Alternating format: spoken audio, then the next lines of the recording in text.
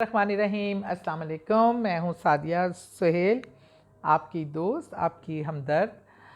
अच्छा जी, हमने अक्सर जो फ़र्ज़ नमाज़ें तो पढ़ते हैं वो हम पे लाजिम है और उसकी कोई वो नहीं है, कोई हुज्जत नहीं है।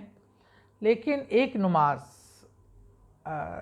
एक ऐसी नफली नमाज जिसकी अफादियत और जिसकी पसंदीदगी का आलम शायद हम मैयर ही नहीं कर सकते, वो तमाम अम्बिया, औलिया, वलियों ने पढ़ी और उसकी अफादियत क्या है और वो क्यों पढ़नी चाहिए और उसका मकसद क्या होता है।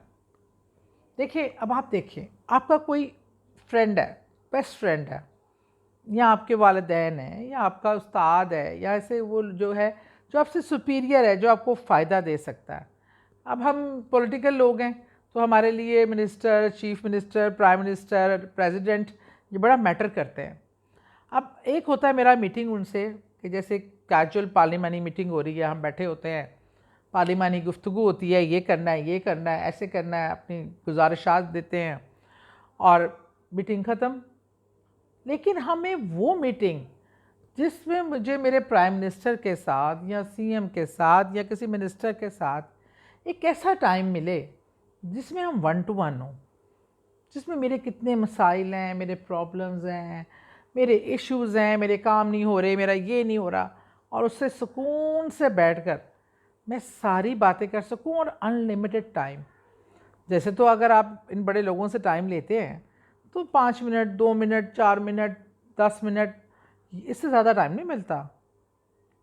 लेकिन कितने मज़े की बात है, जो सबका बादशाह है, जो सब कायनातों का मालिक है, जो जो सबसे इम्पॉर्टेंट ओहदे दुनिया और जहान से आला व अरफा है, जिसके सब तारीफ़ें जिसके लिए हैं, और जो इस कायनात का मालिक है, जो इतनी बड़ी अथॉरिटी है कि उससे बड़ी अथॉरिटी ना है, ना हो सकती है, ना कभी होगी, वो रब्बुल इज़्ज़त है।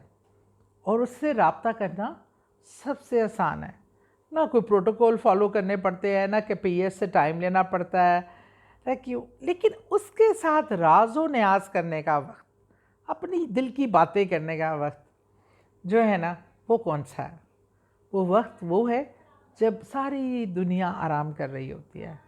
चंद ऐसे दिल जले, मन चले, प्यार करने वाले आशिकीन ऐसे होते हैं जो उस वक्त में उठते और कहते हैं अब सब सो गए हैं, सुकून है, कोई नहीं हमारी बातें सुन रहा, कोई नहीं बैठा मेरे सर पे, कोई काम नहीं है, मुझे कहीं जाना नहीं है, आना नहीं है। ये वक्त है मोहब्बत की राज़ो न्याज करने का, ये वक्त है दिल की बातें करने का, अपने दिल के दुखड़े सुनाने का, और अपने दिल की सारी जो है ना तकलीफ़ बयान कर देने का। और ये तकलीफ़ और दुखड़े भी उसको सुनाने का मज़ा आता है जो उसको हल कर सकता है। देखिए, हम क्यों अपने से हायर अथॉरिटी के पास मसाइल लेके जाते हैं?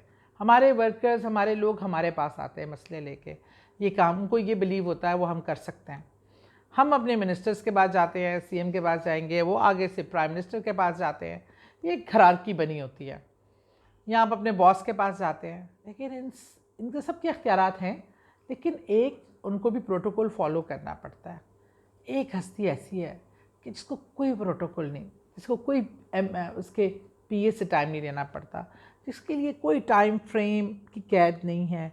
आपने तैयार होकर जाना है, आपने किस टाइम बैठना है, कैसे उठना है, ये भी आपको कोई प्रोटोकॉल फाइल नहीं फॉलो करने पड़ते।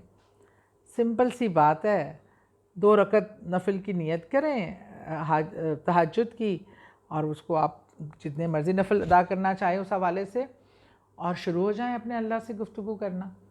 और दिल की सारी बढ़ास, सारी ख्वाहिशात, ये अल्लाह ताला का भी पसंदीदा टाइम है, ये राज़ो न्याज का बेस्ट टाइम है।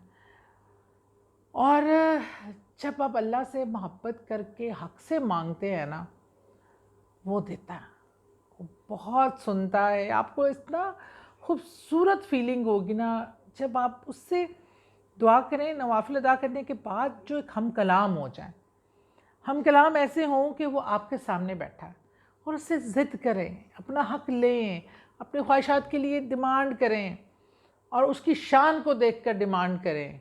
कोई छोटी मोटी डिमांड ना करें, उसको शान को देखकर डिमांड करें। हक़ जताएं, प्यार जताएं, नाराज़गी दिखाएं, अपनी मोहब्बत दिखाएं और बताएं कि नहीं तू मेरा और तू नहीं करना। उफ, आप देखिएगा ख्वाहिशात तो इंशाअल्लाह ज़रूर पूरी होंगी, लेकिन जो आपको सुकून और राज़ व न्याज़ एक महबूब से करके जो एक दिली सुकून हासिल होता है और ठंडक डल जाती है अंदर, वो वही सुकून आपको मिलेगा। तो ये नमाज तहज्जुद है, ये तहज्जुद नहीं, असल में ये वो खुफिया मुलाकात है जो आप अपने सबसे प्यारी हस्ती से करते हैं। इसको ज़िंदगी में ज़रूर अपना लें। मुझे पता है रोज़मर्रा ज़िंदगी में हर एक के लिए हर वक्त ये पॉसिबल नहीं होता। इशा का टाइम गुजर जाए, इशा की नमाज के थोड़े से गैप के बाद खड़े हो जाएं, बस एक कोना पकड़ लें और उसमें एक वक्त मुकर्रर कर लें कि मेरे अल्लाह से बातचीत का टाइम है, ये हमारा मी टाइम है, और उससे बस अपनी गप्पे शप्पे लगानी है, अपने दुख दर्द करने हैं। वो एक ऐसी हस्ती है, कोई प्रोटोकॉल नहीं, कोई मसला नहीं, कोई फ़ोटो सेशन नहीं, बस सीधी दिल की बातें। ना डर है ना वो है कि उसके रब्बुल इज़्ज़त के प्यार में आप एक बार पूरी तरह डूब कर जब आप इसका एहतमाम करेंगे और अपने रब से बातें करेंगे तो उसके नताइज ऐसे निकलेंगे कि बस फिर मुझ गुनाहगार के लिए दुआ कर दिया कीजिएगा। अल्लाह ताला आपको इतना सरशार करे, इतनी खुशियाँ दे और आपकी सब नेक तमाम नेक ख्वाहिशात। और दूसरा, अल्लाह माफ़ करने वाला है और अल्लाह माफ़ करने वालों को पसंद करता है।